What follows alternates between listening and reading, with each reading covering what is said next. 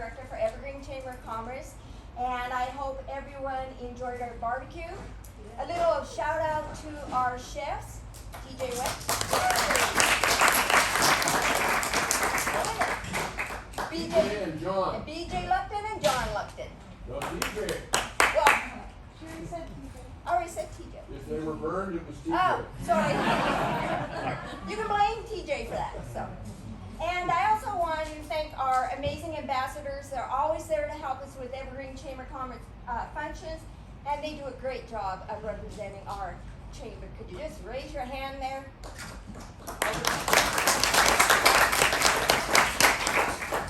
And thank you to TJ Wentz, State Farm Agent, for sponsoring this luncheon. This is the first in-person luncheon that we've had in over a year, so we're pretty excited about this. And thank you, Dalton. He's going to be videoing this presentation, and it will be on our website. I also want to thank BJ and Snappies for offering the beautiful courtyard for our barbecue and the event center for our luncheon. Thank you so much. Hey Connie, maybe one day we'll actually get to hear his band. That would be nice. Yeah. Today the day? If you're desperate. BJ, are you ready? Thank you, Connie, very much. And I get to do an introduction. Bear with me. This is kind of a public forum, and I get to kind of lay it on. I'll try and be quick, but there'll be some substance. But indeed, it's my pleasure, opportunity to introduce Frank Garner. John has given me the ear back there, so I will speak up. Is that better? So, when you get a look at Frank, you'll see this youthful, vibrant, make things happen, high energy kind of guy. And Frank, I've always known that you're almost as old as I am, but I've got a real puzzle here. It says here you were born in 1935. Sure. Yeah, not quite, no. No, I made that part up, and the reason I made it up is because I wrote it down. I wrote it down because I made it up, but anyway. Yeah. Frank is beyond his teens, and I do recall, Frank, at one point I think you shared with me, or I overheard, your first job was at El Oso Chico? Yeah, it was El Rancho. El Rancho, Yeah. okay. And at one point you met Jim DuPont, and he first encouraged you to consider law enforcement, and He changed so his mind later. it was too late then, right? Anyway, and Frank then joined the Kalispell Police Department and was an officer there from 1986 until retiring in 2006, and those last 8 years was chief of police. The entire Flathead County and city of Kalispell were quite blessed with his leadership. Frank was interim city manager for about a year and a half, 2004-05 as I recall, and was a police advisor to the Afghan National Police Department in 2007, which I think is quite notable and reflects Frank's heart. He has a servant's heart and his service to fellow man, and knowing law enforcement and security so well, a perfect thing for him to serve humankind in that way. Frank has been chief of security for Kalispell Regional Healthcare. I guess now it's Logan Health since 2011. In 2006, Frank was awarded the Kalispell Great Chief Award. In 2014, the Flathead Valley Community College Distinguished Alumni Award. Frank has been an Evergreen Lion for most of your life, and a Rotarian for a long time, and truly a good friend and a man with a servant's heart. And I just consider it a privilege and an honor to introduce him. And Frank, I look up to you as an example for all of us. So please, Frank Garner.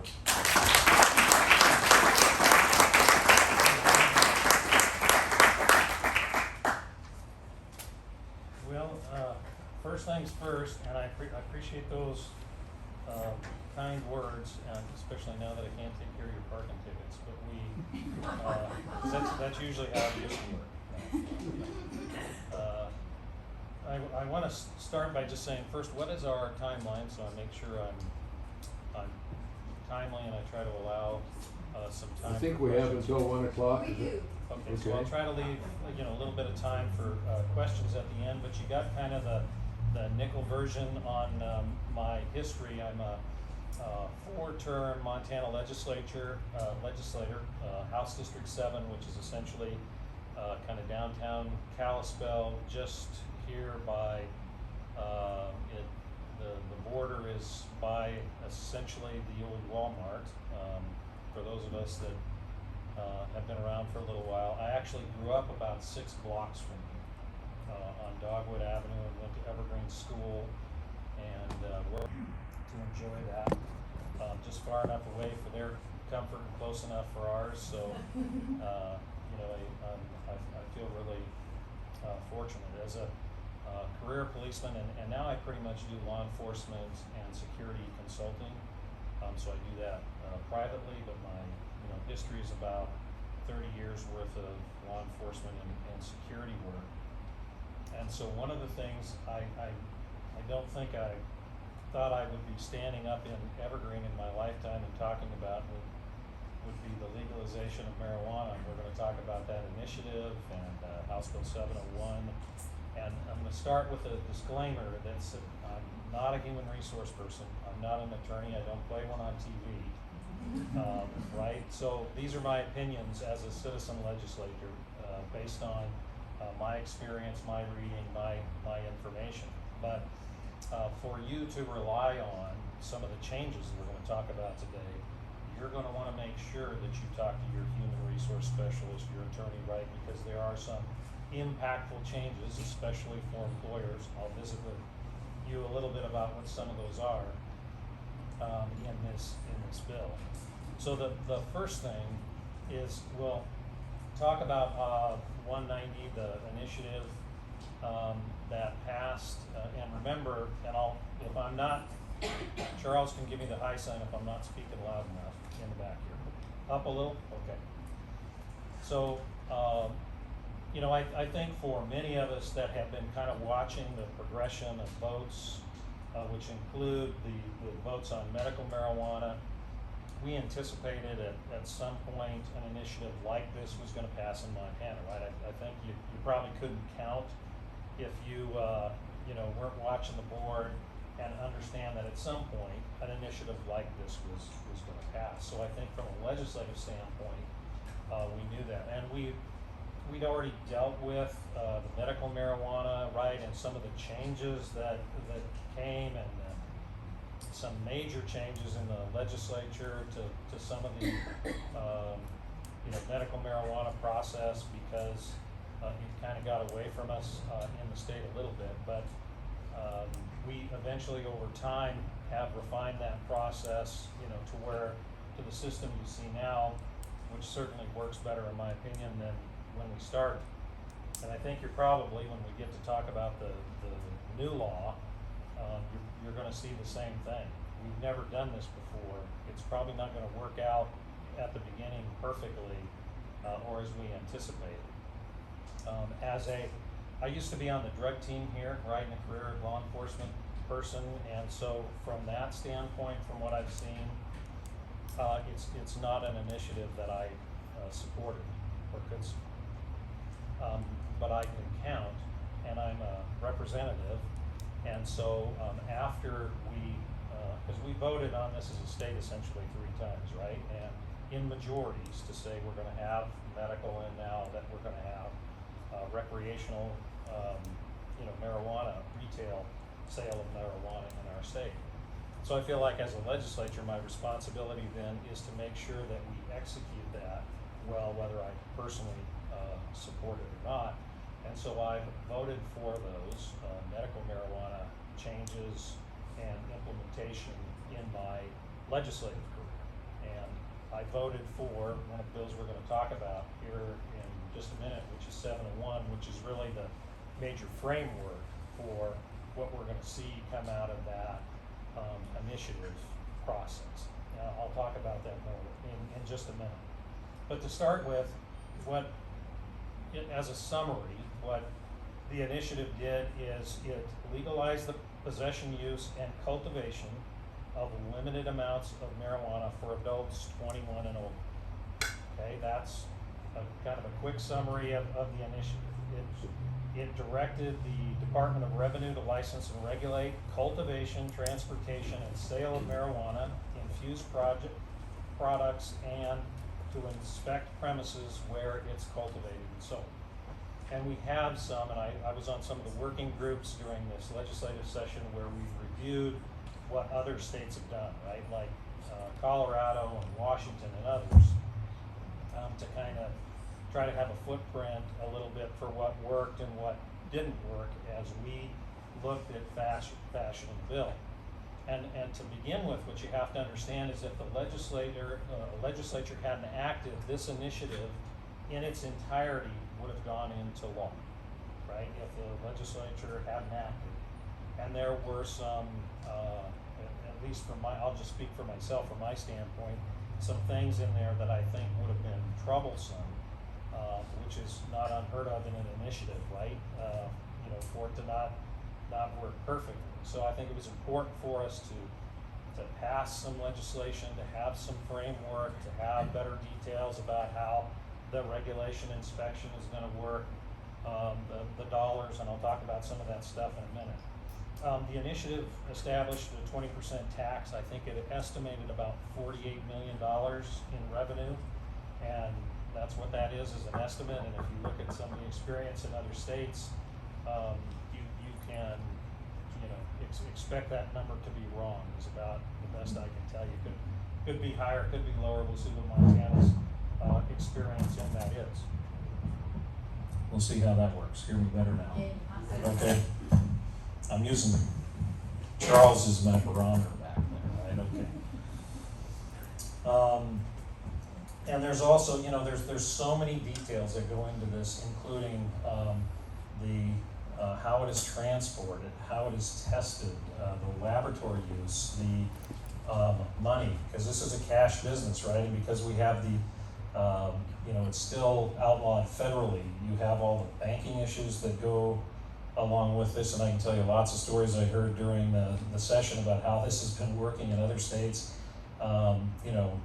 Bitcoin now is a commodity being used in it because you can do it electronically, right, where you can't, through the normal course of business and banking. And so, they've got, the state of Montana is now going to establish a cash handling office because a lot of this revenue from this is going to show up in buckets of cash. So it's going to be really interesting to see how this is managed. I know there's an effort federally to try to kind of work on some of that, because I think the problem we have now is the commodity has become cash instead of marijuana, that we're pushing into the black market and underground because people can't bank it, and that's why in part some are using Bitcoin, for instance, as a way to conduct transactions. And I'm sure, like in all things in the world, when we use things like Bitcoin, I'm sure all of that is being well documented, and the taxes are all being paid, and we won't see any issues with that, right? So it really needs to be reformed federally. That's probably a topic for another day, but just to put that on your radar, to say it's going to be one of the really big issues that I think that we're going to continue to deal with here. It also allocated money to certain things like veterans services, the initiative did, and to public land purchases, because that anticipated revenue, and of course the administration of the program, because you're going to have a whole new kind of bureaucracy now that gets stood up to monitor what is going to be a significant increase in that industry. The initiative also allowed for individuals serving a sentence for a low-level marijuana offense to apply for resentencing or expungement, so they could get rid of their, potentially get rid of their conviction. Had prohibitions on how advertising could work and how labeling and packaging would work. how licensing would work, and how local jurisdictions could potentially control the presence of those in their area. And I'll again visit about that a little bit more here in just a minute. So there was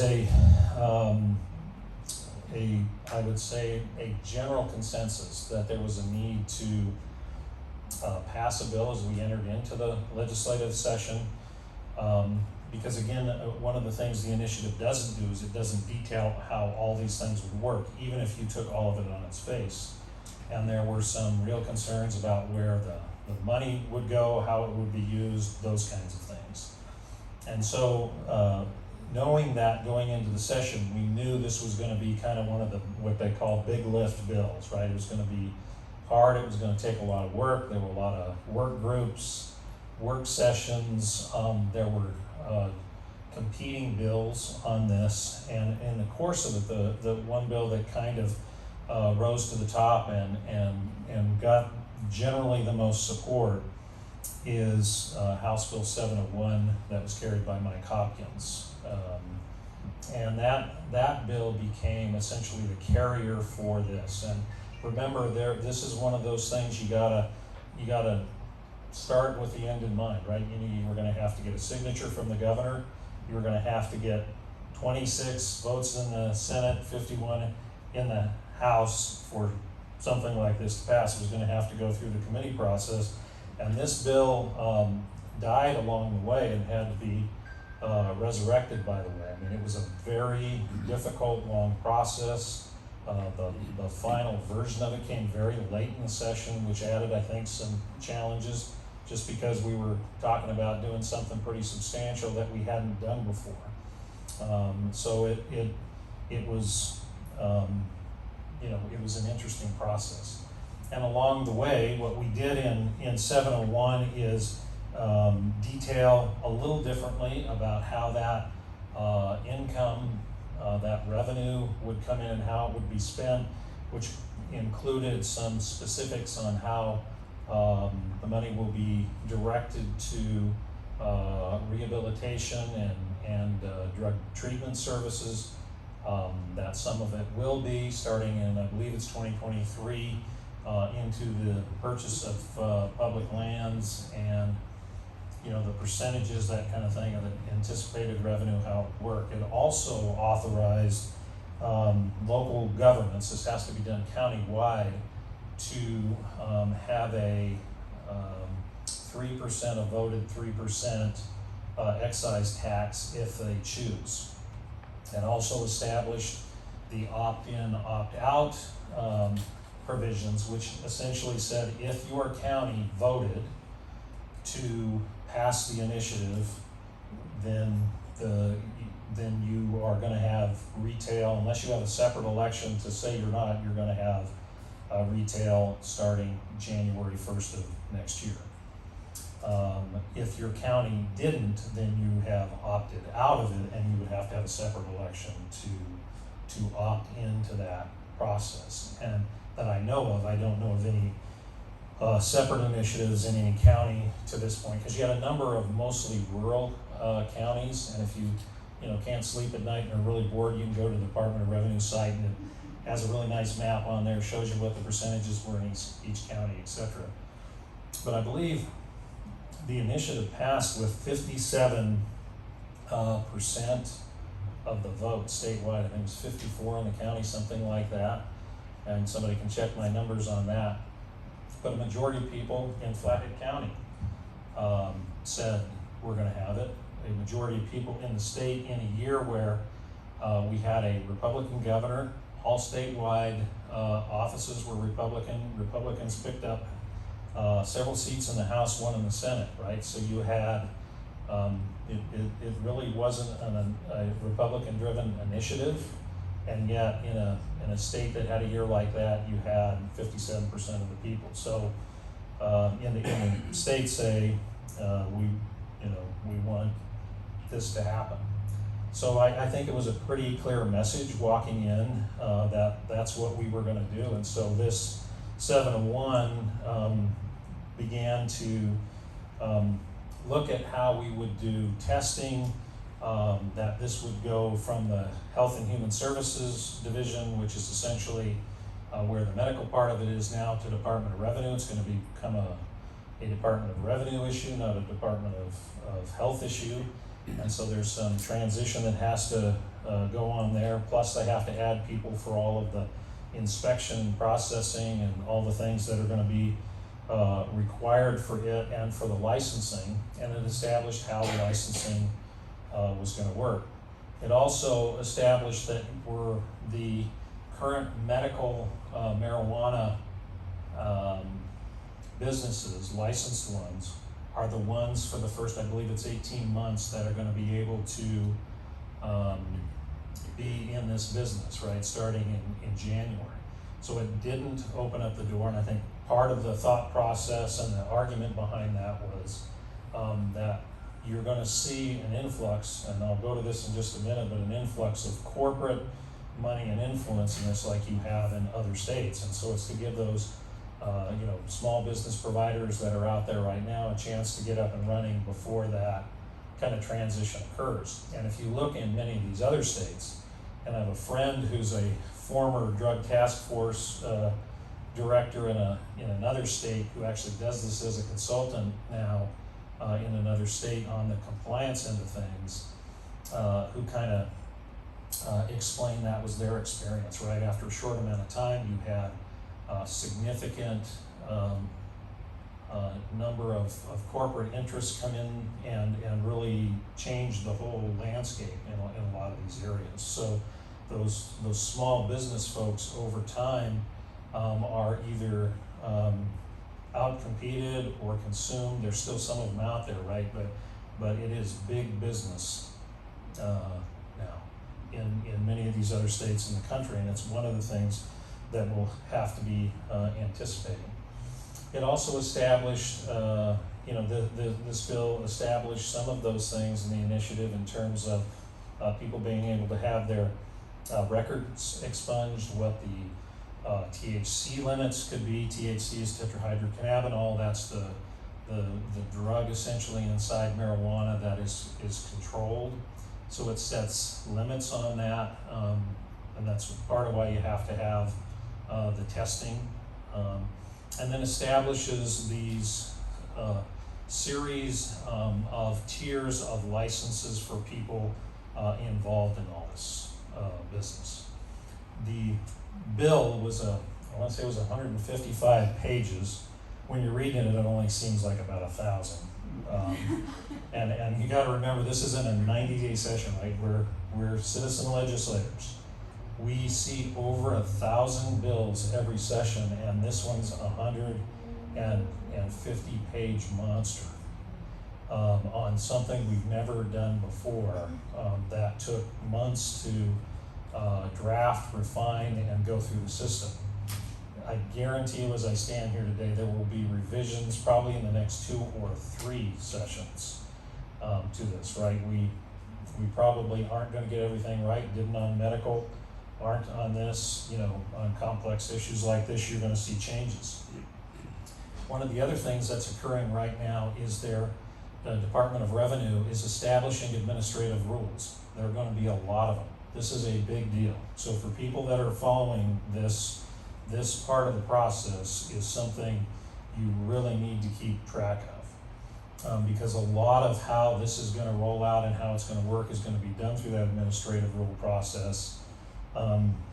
And the interesting part of it is it's probably not going to get done until about October. And this goes into effect in January. And local governments are going to be reacting to not only what's in the law, but now what's in those administrative rules. So when it comes to the zoning issues and where these businesses are going to be, you probably aren't going to know till October, November of this year really what that looks like in a lot of these local government areas, because they're waiting for the remainder of these substantial administrative rules that are going to come out of this initiative. So what, that's the 10,000 foot view in a lot of ways about that. So what are we to expect? What are some of the details? Right now, it is, if you grow your own 2 plants, it's the only way for you to be able to obtain, right? Under an ounce now, you can possess and use, has to be done privately. You can't do it in public places, because even though that law has passed, the retail part of it doesn't go into effect until January for a lot of the reasons that we talked about, right? You're gonna see whether there'll be this opt-in or opt-out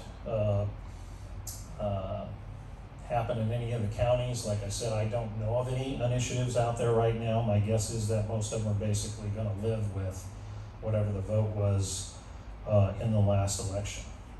The Department of Revenue is standing up a whole new division, and they're assuming, they're transferring the existing kind of backbone of this from Health and Human Services. So they have got a big task on hand for them to have this all up and running by January. The good news is they do have current license dispensaries they're going to be dealing with, right? So their expectations in terms of who they're dealing with are kind of set, and they do have, that existing inspection system there. So from that standpoint, they've got a little bit of a head start.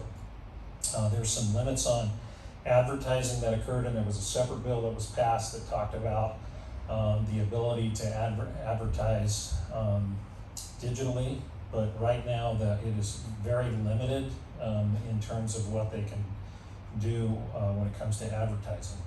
One of the issues that you're going to see that is in part going to be settled, I think, by local governments is, I believe the law established a 500-foot setback from schools and churches, for instance. The question is always 500 feet from what? Is that the property boundary? Is it the door? And cities and counties look at that usually differently than the state does, okay? So part of what I'm sure you're going to see in these ordinances adopted by local governments is some clarification on what the setbacks can be in terms of where those areas are going to be located. They're still going to be subject to the same, zoning regulations any other business, right? So in the city, for instance, I think it's B1 through 5, right, for some of the retail ones, and then, it'll be probably a conditional use permit. I'm not involved in that process. City, I don't speak for them, right? But I'm just guessing a little bit on that. But these businesses are going to be regulated, by existing zoning ordinances and through whatever additional ordinances that local governments establish. So one of the things that, as an Evergreen kid, I've noticed, as a guy that, by the way, who used to shop here in the 70s, that's my one advertisement for you, right? Is that the strip here has changed, right? And a lot of, if not all of, or most of those have located out here. And so one of the questions I get is it going to always be that way? And the answer to some degree is that's really a business decision, right? But some of these, it's going to be, I think you'll see some changes in terms of policy for local governments. It'll be more difficult, I think, to prohibit the use with this existing state law being passed. And so I think you're going to see probably more folks adopt ordinances that essentially allow for that. And it's going to change where these businesses are located at some point. The corporate influence in this is going to be substantial. And that's going to change where they're located, what it looks like in the next 5 years, let's say, in terms of what that looks like. And one of the other questions I get is, well, what about employers? And are there changes for them? And the answer is, I think it's section 43. So you get to read part of that, and it's a substantial section that talks about the discrimination or the inability to discriminate for legal use outside of employment, right? But that there are still, it's still the ability to regulate the use of this along with any other drug inside your, your employment structure.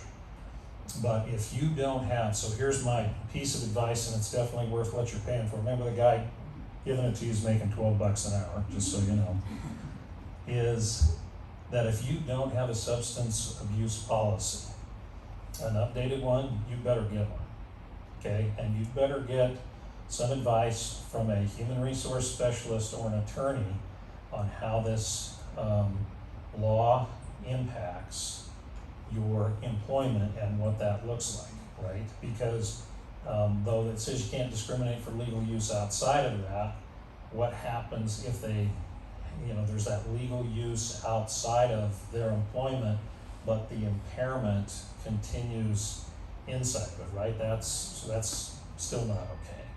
So knowing how to handle those things and having a policy and having yourself and your staff trained on that is more essential now than it's ever been. I think it's been essential for a long time, right? All this stuff is not new, and I know as employers, a lot of you have dealt with it. As a manager, I dealt with it a fair amount in my previous employment. So I just think it's really important for you. If I have, a top 5 list, this is on that top 5 list, right? Make sure you have an updated substance abuse policy and you've gotten some, professional advice on this before this stuff is fully in effect, right? I mean, you should be in the process of it now if you haven't been already. So I talked a little bit about how this is a cash business, is now and continues to be, and some of these dispensaries their volume is in the tens of thousands daily. Okay, it's a lot of cash.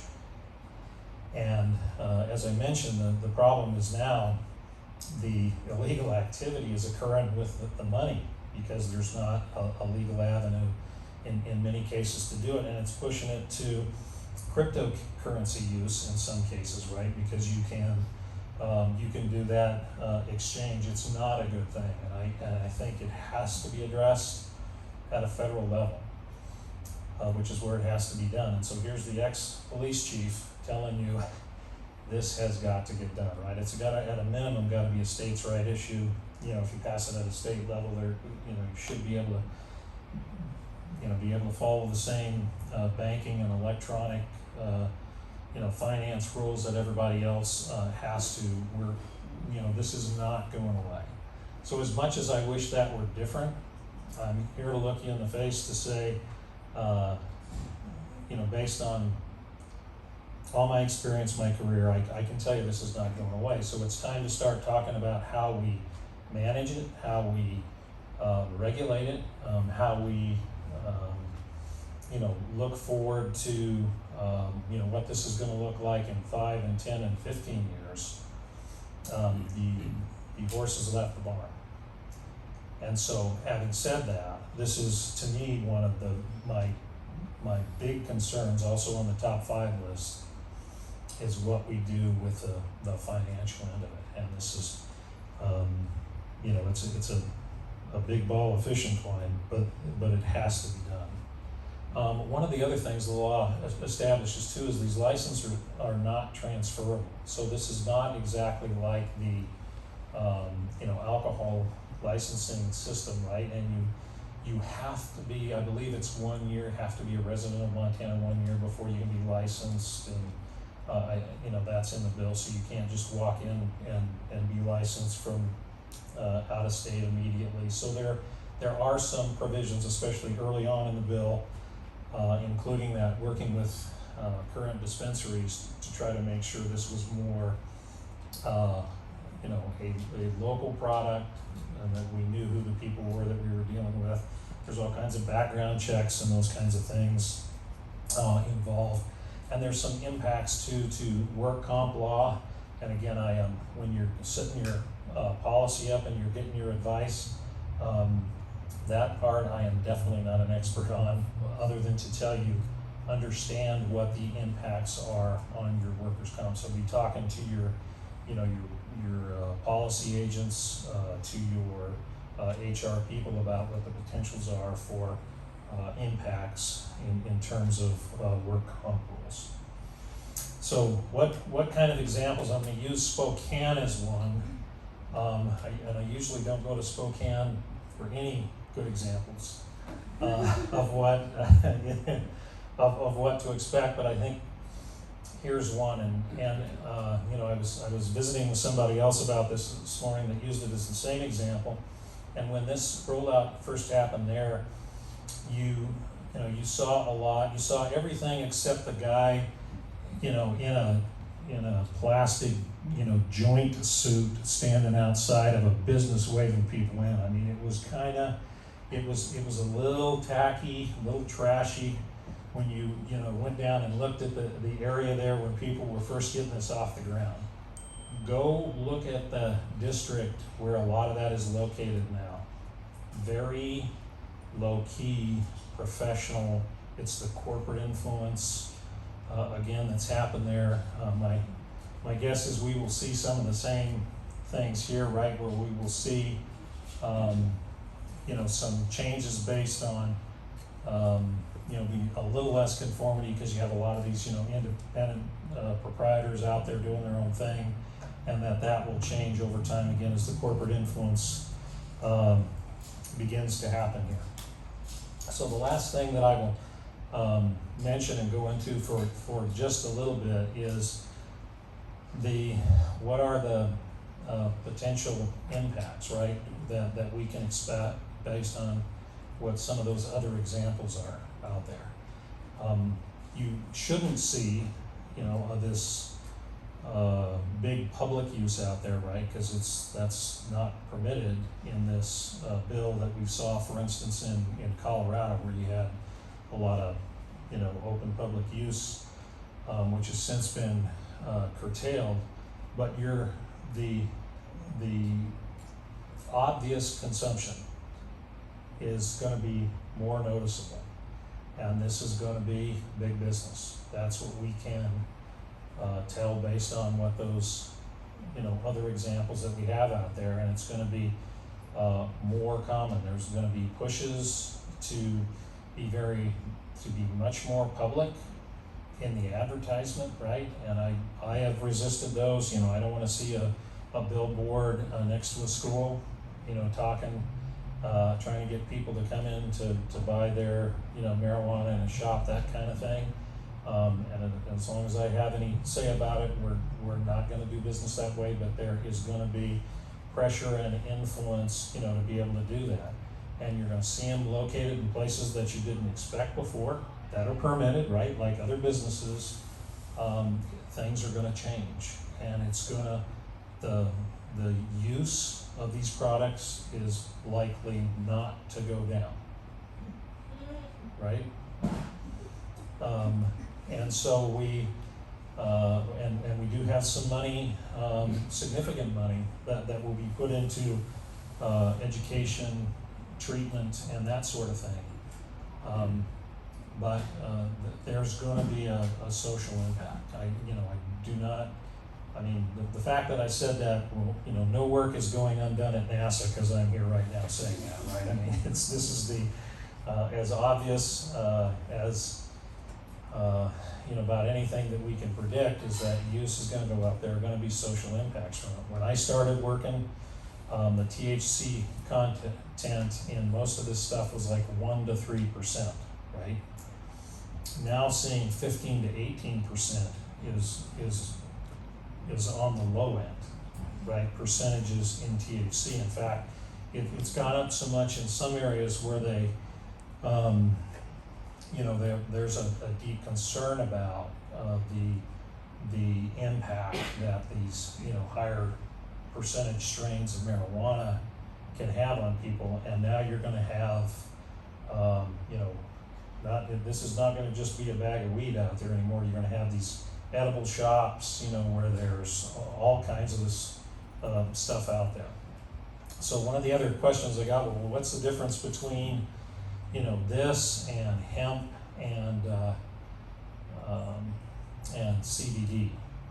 Okay, and my my standing joke is it's about $100. That's a difference. But what I know they mean is what's the kind of organically what's the difference, right? And really the difference is about the THC level, right? In marijuana and hemp. And so right now that's controlled federally. There's this very small percentage that it can't be over, and there's a big concern because it's becoming now an agricultural product. Hemp is in the state much more, and there's a concern that there will be cross-pollination between these and how that's going to be controlled. All kinds of things that we didn't think we'd be talking about and thinking about here months or years ago, but there's a deep concern. So hemp essentially has to have nearly zero, it's not zero, but nearly zero THC in it to be able to be considered hemp. And then there's, again, maximum amounts of THC that are allowed in the products in the state under this bill. CBD is really a cannabinoid. It's really the chemicals inside there. It is not THC inside marijuana, right, that they make oils and treatments and those kind of things for that, people that use it believe have, some healing qualities in it. And so CBD doesn't have THC. Hemp, for the most part, doesn't have THC in it. Marijuana is marijuana because of its tetrahydrocannabinol in it and that drug inside of it. So things are going to change, and that's where we're at. And we'll see what happens because there's still a lot of rules that have to be done. This will happen in January. You'll see those rules come out in October. You're going to see ordinances by local governments probably in that October, November range, adjusting to those. A lot's going to happen in the next 5 or 6 months on this before those doors open. And then these local dispensaries will be the ones in business for about the next 18 months. And then in 5 years, my crystal ball tells me you're going to have a huge outside, out-of-state corporate influence involved in ours, just like other states have seen. So I've got 10 minutes left, so I'm going to open it up to questions that anybody has, and I'll do the best I can. Yeah, so just a quick question, 2 parts actually. So the law hasn't changed since it started 3 years ago regarding proximity, 500-foot rule, and then the density issue. So am I clear that the county gets to dictate density and how the 500-foot is assessed? Yes, within limits. And again, What limits? well, there are limits not just for marijuana, right, but for all. They can't just arbitrarily. In fact, there's a section in this law that says they cannot make local governments cannot make overly burdensome regulations on dispensaries. That's kind So of my big next question would language. be, the flip side is, Frank, and you knew this was coming, why would any community have to bear the brunt of the flip side of that statement, which is you can't tell the industry that they can't have density, but at what point do you look at the density in any community and say, wow? Yeah, so those things are going to be regulated by local governments, So, right? And then through their zoning ordinances and laws. And again, I don't speak for them. I don't get to make that decision for them, right? But they're going to be making that decision on what those, what that looks like. And they're constrained to some degree by what's in the law. For instance, by, the 500 foot, I think, is the maximum. I don't remember exactly how that's, stated in the law.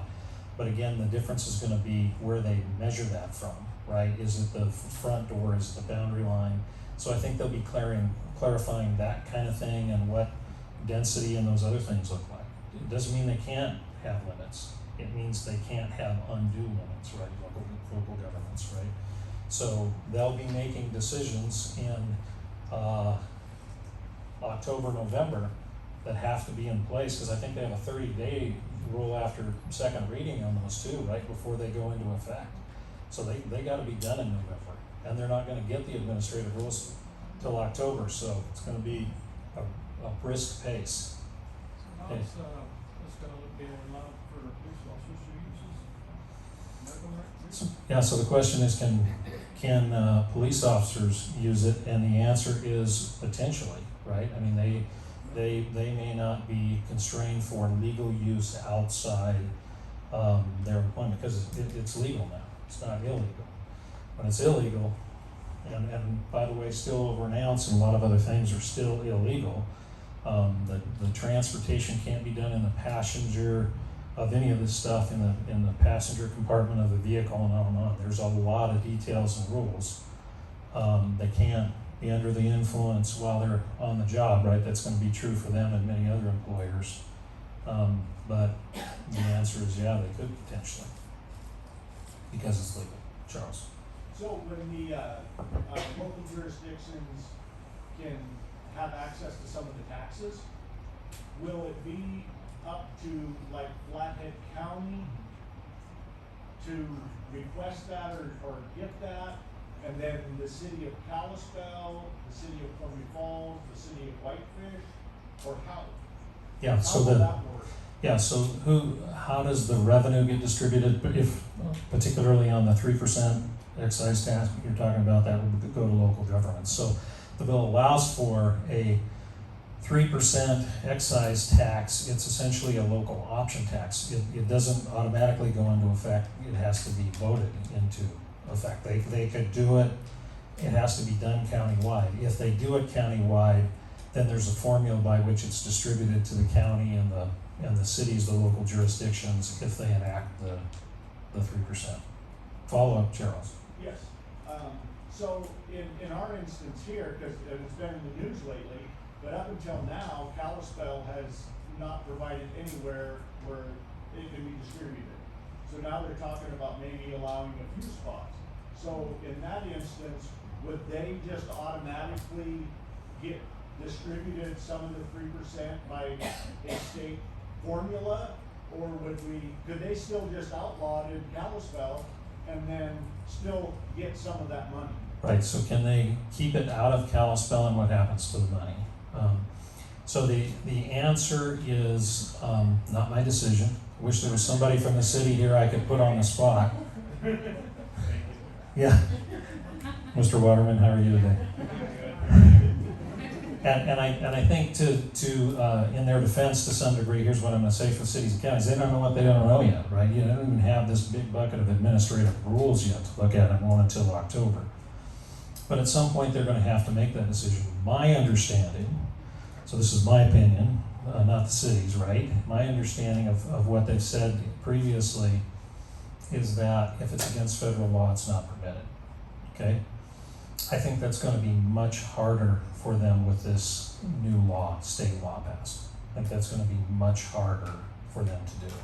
But that's a decision they're going to have to be wrestling with this year, and if they do, then again, my guess is they're going to have to look at it in terms of it being, it doesn't have to be a permitted use, it's probably under, the administrative conditional use permit rule, and then under all those other rules about where that kind of stuff can go, and in terms of the zoning districts, and I'll probably screw that up because I'm definitely not a zoning and up on all the zoning and district stuff, but that is definitely going to be in their lap, all local jurisdictions across the state before the end of the year, probably not till October.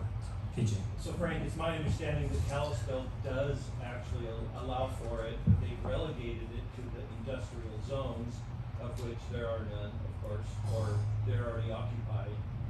And if someone were to challenge that would actually pass muster against this statute. So yeah, the question is, can they, this city or other cities who have, through zoning essentially established, it's been difficult for the location of those, based on the zoning rules that are in there. And again, just my guess, and I can't give you a legal opinion on it because I'm not in that business, right? But my guess is it's going to be harder for them to do because this state law has been passed, because now that's part of the,